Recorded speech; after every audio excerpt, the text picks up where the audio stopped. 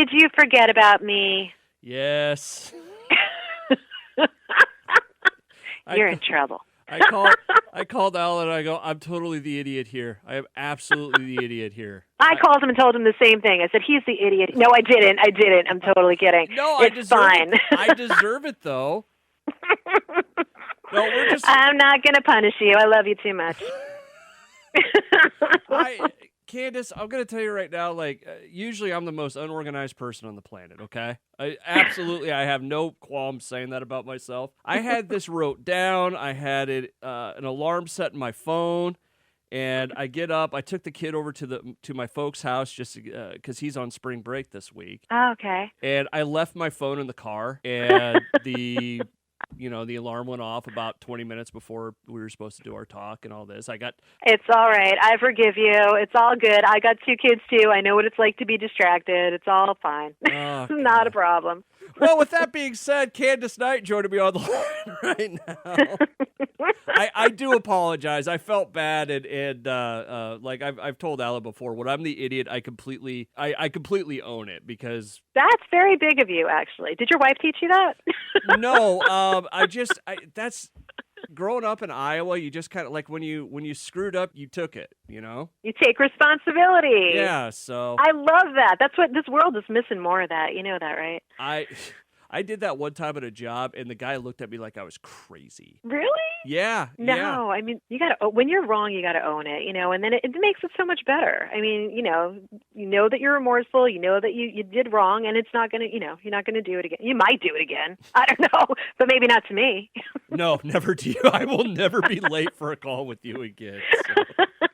And we will laugh about this for years to come. I certainly hope so. Candice Night joining me on the line right now from Blackmore's Night. Got the new album out. But I got to ask you something before we get to the new album. Okay. So I'm looking at your Wikipedia page, like when I was actually doing some research. And one, you're from the world of radio, which I think is awesome. Yes. And I agree. I do think that's awesome, too, actually. I want to talk about that, but when you were talking to Richie, you were asking him about ghosts. You're into the paranormal, too? Totally, yes. Oh, you could be the perfect woman. I don't know about that. I'm not going to take that. But yes, absolutely. I mean, I always look at it like what you're seeing in front of you right now, all of these things that our senses are telling us, what you're seeing, what you're smelling, what you're hearing, everything. It's kind of like looking at a square, but when you are aware of that there's other realms out there too, you turn that square a little bit to the side and it becomes a cube with all of these different dimensions that you didn't even see when it was just so flat in front of you. So I always feel like this life and this journey we're taking, and it's multidimensional, this life for sure, but, being able to see those other dimensions and those other sides of what's in front of you and know that there's other things out there and the belief that there's other realms, it's always been fascinating. That's what Richie and I first started talking about. He didn't want to talk about music. He wanted to talk about paranormal stuff and supernatural. And we say it's not paranormal, it's very normal. It's not supernatural, it's very natural. That's what we say. All right, so what's your very natural story? I mean, what kind of – this is what always fascinates me with this stuff is there's a couple ways that people get into this. They're either just it's fascinating or you had an experience that you can't explain and then you wanted to learn more. But so many experiences. And I feel like when that door is open, look, if you want to analyze anything away, if you have an experience, you could say it was anything if you choose not to want to go down the path of belief. You can always analyze things away. And that's with everything in life, really. But for me, I had so many experiences and so many there's so many quote-unquote ghost stories that we've experienced.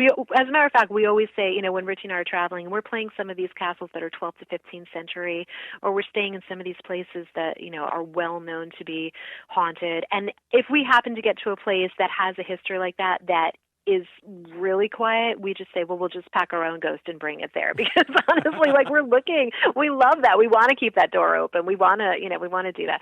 You have time for a ghost? I'll give you a ghost story if you want to hear it. I've got all the time in the world because this is between this and talking about radio, because radio to me is it's one of those things that I think is fascinating to hear stories about. Not just hey, you remember that one time we did this on the air? I like the stories about radio. It's a craft to me, and totally. I love hearing those stories. So I have all the time in the world. I get that. And the new album, Blackmore's Night. We'll put links Yeah, up. that's kind of, that's right. That's why we're here in the first place. Exactly. Oh yeah, I forgot about that. Okay, so here's one, right? And like I said, there's been a lot, but so Richie and I are obviously very involved with other realms and the paranormal, and we got involved with communication and with seances and things, and but there was this one time we had found that when we were playing our music, that sort of took over the idea of that sort of spiritual communication. Like when you're in tune with playing your instrument and everything is working on a harmonic level, you've got kind of that hum where you feel like you're pulling from another place. You've got everything is open. That's where you get your creativity from. It's coming from somewhere else outside and channeling throughout you. And but you really have to be spiritually open in order to channel like that. And so one of the stories was, as we were creating some of these songs, one particular song is called Catherine Howard's Fate. And it was back from the second album, I believe, 1999, when we were recording Under Violet Moon. So Richie came up with this really interesting, intricate line on the acoustic guitar. And at that point, I was reading a Philippa Gregory novel called, it was about the wives of Henry VIII. And I was reading the story specifically on that section about Catherine Howard. So I thought, wow, the story of Catherine Howard, who was Henry VIII's youngest wife, and young mentally, too. I mean, she should have seen the track record as to what happened to the other wives prior to her, and kind of she should have towed the line a little bit more when it came to Henry, just don't misbehave. This guy's not somebody to fool around with, But of course, she winds up cheating on him because she's young and she's foolish, and he banishes her to the tower, and he keeps her there, and she's writing letters to him every day about, I'm not writing to you as my king, I'm writing to you as my husband, I made a mistake, please take me back. And every day when the door opens, she thinks maybe it'll be him come to, take her back. And instead, the last day of her stay in the tower, it's the executioner that they come to lead her to and takes her away. So it's a very sad story and heart-wrenching. But the idea of it was, the idea of that story wound up in our song Catherine Howard's Fate that I wrote. And it's the first time when I write lyrics, Richie will play the guitar and I'll say, okay, we're going to try it out for the first time. So we're sitting in the kitchen and he's got the acoustic guitar and I'm trying these lyrics for the very first time on the song. And as I'm singing to him, to see if this works, I start looking around the kitchen and there is this mist that descends in our kitchen. And now Richie and I have learned that when one person sees something, you don't tell the other person what you saw, because then it's easily leading them to kind of see the same thing. So you don't want to do that. So you kind of just make a vague, a nod of the head that you've seen something, and see what the other person has come up with. And so as I'm singing, and this mist is coming around us, so we're definitely like the mists of Avalon, just spreading throughout our kitchen. And I look up at Richie and I'm like, are you seeing what I'm seeing? And he goes, oh, you mean the mist? Yes, it's exactly what I'm talking about. So I'm like, okay, so we had that acknowledgement. We wound up finishing up, the song, and it wound up exactly how we wanted it to be. And as we finish the last notes of the song, we look around and the mist dissipates and is gone. And I'm like, that was amazing and totally intense, that we kind of zoomed into another realm where we were able to see that. Okay, fast forward to now, we've recorded the song, we start touring, we take the songs over, and we play Catherine Howard's Fate in concert on our Under Violet Moon tour. We're about 15 minutes away from Hampton Court in England, where in an opera house, beautiful old opera house, but 15 minutes away from the actual place that Henry VIII has stayed and married Catherine Howard. This was where she lived. This is where this story happened. So we announced it on stage. Oh, we're going to play the song for you. It's a new song off our new album. We're not far away from where this whole entire story took place. And so I'm going through it with them. And it turns out that we play the song. Everything goes fine. At the end of the show, we go back to our hotel, go to sleep, wake up the next morning. It's one of these fancy hotels where you get your paper to the door, in the morning with your room service. Pick up the paper. Front cover says, Catherine Howard's ghost seen at Hampton Court. Paranormal investigators called. No way. I'm telling you, I still have the paper. It's upstairs in my closet. I kid you not. there is something powerful out there. And I'm not saying we summoned that, but I'm saying that's a very interesting coincidence that wound up happening exactly when we wound up playing that song that caused such an intense connection between us in our own kitchen, and then it kind of transferred over to right where we were playing that over in England. So interesting stories. I don't know why, but I got like the craziest picture in my head of you guys sitting around in your kitchen and just so much mist. True story. No, it happened probably that's just the way great. You're visualizing. Yeah. That's awesome. Candice Night joining me on the line right now talking ghost stories and cool stuff because why not? Exactly. This stuff is fascinating to me, and I'm one of those people. I don't necessarily believe everything that comes across the desk, but I think it's neat to read about. I think it's neat to go ghost hunting. I think it's neat to learn the history and all this kind of stuff. I love it.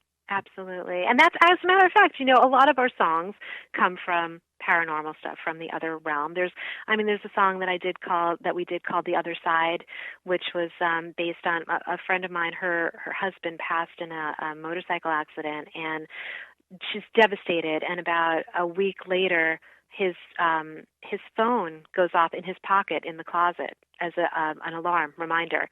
And she's like, that's so weird. So she goes in there, still heavily grieving. She goes in there, she takes the phone out, she opens it up, and there was a reminder to go look at the moon. And she went outside, and it was a full moon. Apparently he had put it in his in his alarm to make them aware as a family to go outside. It was one of those rare blue super moons that he wanted. But what an amazing! I just got goosebumps actually. So that was called The Other Side. There's a song on here on our new album Feather in the Wind that I lost my dad in 2018, and seeing signs everywhere from him. One of them was feathers appearing in strange places, big white feathers in the kitchen. One in the bathroom, one in my car, all over the place.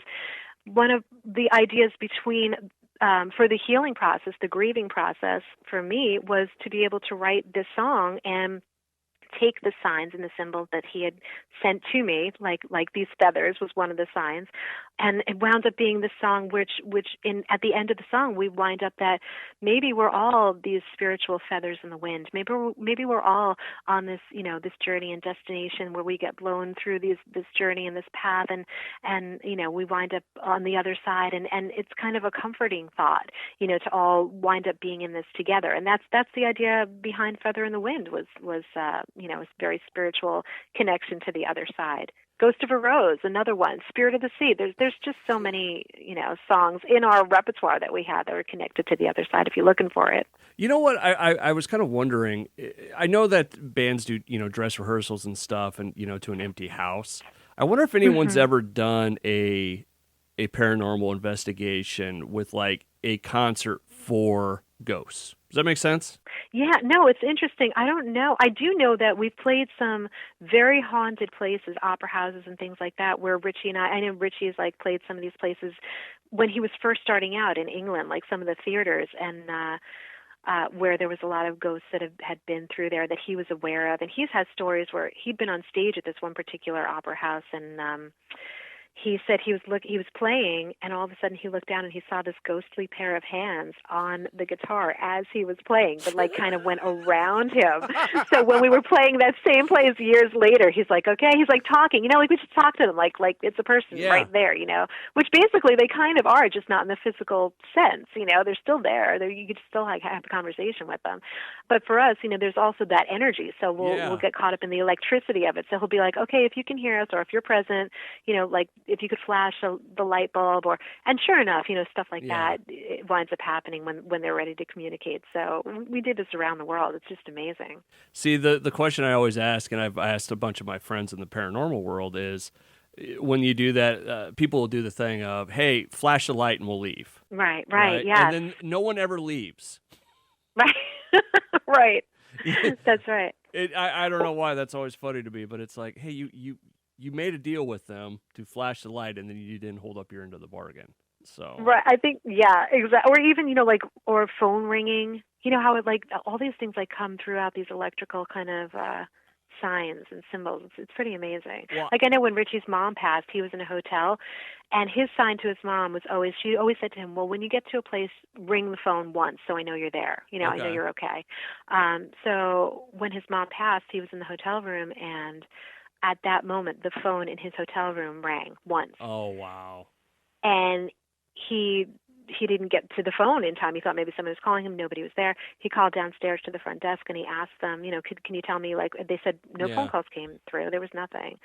Yeah, there's just so much. I mean, there's so much. I can, do you have time? Can I tell you a quick story that's kind of along those lines? Sure, yeah, of course. So my uncle passed away years ago, and my cousin, she came to the funeral and she goes, "You'll never believe what I got today." For some reason, in the world of cell phones and towers and messages and whatever, a message from my uncle got stuck in the system and decided to show up on the day of his funeral.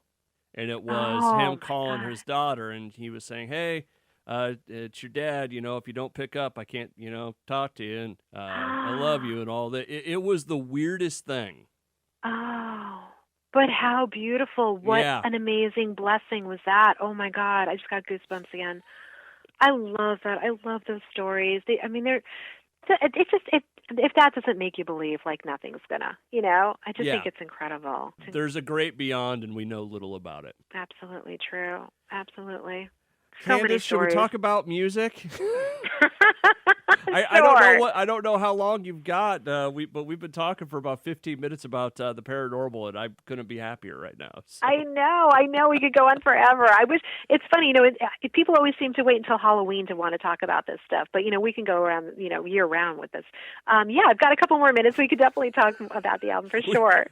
We should probably talk about what we're here for. I think so. I will say Alan's this real quick. Have you seen the movie Soul from Disney? I have. Yes, I've got 2 kids. Of course I have. You the way you were talking about music and stuff made me think of that movie. Yeah, I totally get that connection. I love. Hello? Yeah, I'm here. Oh, okay. I heard a click. Oh my God, I thought I lost you. I thought it was one of those electrical, spiritual things where we got cut off. The paranormal is saying it's over. That's right, exactly. They're keeping us on schedule there. Time means nothing in that realm, which exactly. I love too. Right? Time and I've never gotten along anyway. But yeah, I get that whole thing with and plus I love the fact that they had the musical connection in Soul also. You know, where the guy was the musician, and then you know, but then they had the different dimensions of with him trying to get back, and I mean, and it's great. I think that they have that for the children to be able to be comfortable with that too. You know, it's not taught that, you know, this is a taboo subject or that it's evil or something bad, you know, or even when they put out, you know, kids movies like Coco, you know, or things like that where they're celebrating the Day of the Dead. And if you keep your memories alive, then those people still are with you. And I think it's so important, you know, to be able to teach children at such a young age that it's not something to fear or be afraid of. And again, you get to Hollywood Times and they always, you know, when you get to Halloween, you know, Hollywood always makes it like it's a terror thing or it's a horror thing and you should be so afraid of ghosts and that's a shame. I mean, I get that people, you know, they like to be scared sometimes, but when you're a kid, I think it's interesting if you have that comfort of knowing that there's another realm out there. Absolutely. Candice Night joining me on the line right now from Blackmore's Night. We were supposed to talk about the new album, Nature's Light, out now. We'll have links at the bottom of the page. You really are hippie meets Renaissance, aren't you? I think so. And I don't mean that, and I don't mean that in a bad way at all, but you're the ultimate throwback to some really great ages. I think the greatest thing about living in this time is to look back to the other times that you've seen in history. And even if you didn't live through it in this lifetime, but like incorporate it and weave it into your world today. Like take the best parts of those times and make that into your identity and your personality and the way that you see things in this life, you know, in this time around and in this realm. So yeah, I definitely think I have a little bit of a lot of different realms that came before, and hippie times are for sure one of them. That respect of nature, getting out and hugging a tree, that kind of thing, you know, peace and love. But I just that freedom, that creative freedom. I love that aspect of it. I was thinking, I was like, man, will she take offense to that if I say it? And No, because well, it was one of those things that I think it is a perfect descriptor. If I was going to say, hey, what do you know about Candice Night? I'm pretty sure she is a hippie in a Renaissance world. yeah, I could totally see that. I see that in myself, like a bit of that little wild child spirit who, yeah, absolutely likes to just run barefoot Yeah. through the grass and to feel the wind in her hair and watch a star-filled sky, looking for shooting stars, and still doing that. Catching fireflies with my kids. I mean, it's an amazing thing, and I'm always my kids ask me when I'm going to grow up. I don't see that happening anytime soon. I told Right. them I'll be here to embarrass them for a very long time. So. How old are your kids? 9 and 10. It's that crazy time of year where it sounds like I was insane having them so close in age, but they're actually 18 months apart. So soon my daughter in May will jump ahead to 11, and my son, who keeps thinking he's catching up with her right now, goes, she got ahead again, Mom. I thought I was there. She's only 10. Now I'm catching up, but nope, she's going to jump to 11. Oh, wow. Candice Night joining me on the line right now. What do you guys got coming up this year? What's next for Blackmore's Night? What's next for you? What are we working on? What are we doing? I am actually working on a solo album, so I've got about 5 songs recorded for that already, so that hopefully will be out, if not the end of this year, then the beginning of next. I know and I'm jumping ahead now, for Christmas time, we are definitely putting out another thing for Christmas. We put out a 4-track EP this last time because we had the songs we were waiting to go back into the studio and put out record the rest of the songs, so we had a full album out and everything shut down. So we figured, we have the songs, let's just put it out for the people to hear this last Christmas. So it was only 4 tracks on the EP, but at least it was something to get them through a Christmas that was going to be very different than any other Christmas. So we had that out there, but we're planning on redoing and repackaging Winter Carols, which is our Christmas CD, and putting even more tracks on there, so everybody has a great time. Hopefully, this coming up Christmas time or holiday time, there's songs on there for everyone. And also, we were hoping to resurrect some of those tour dates for sure. So we're talking to our agent and having them put together the stuff as soon as venues start opening again, even if it's under the perfect safety protocols. We just want to get back out on the stage and play for people and be able to touch people's hands again and hopefully and take requests from the audience and do our Blackmore's Night thing. And then next year is going to be our 25th anniversary, so I'm sure we're going to have something awesome planned for everybody that day when that comes. Well, I hope you remember us when you get to that point. Of course I will. I mean, this has been a great interview, so we would definitely have to do this again. All right, Candice. Well, I've talked your ear off today, and I feel kind of bad about it, especially when I missed your call the first day. But look at how we made up for it. See, everything happens for a reason. So I had a really good time. Well, Candice, thank you so much. I appreciate it. Good luck with the album. Good luck with everything. And please give us a call down the road, okay? Definitely. Thank you so much. It was great talking to you.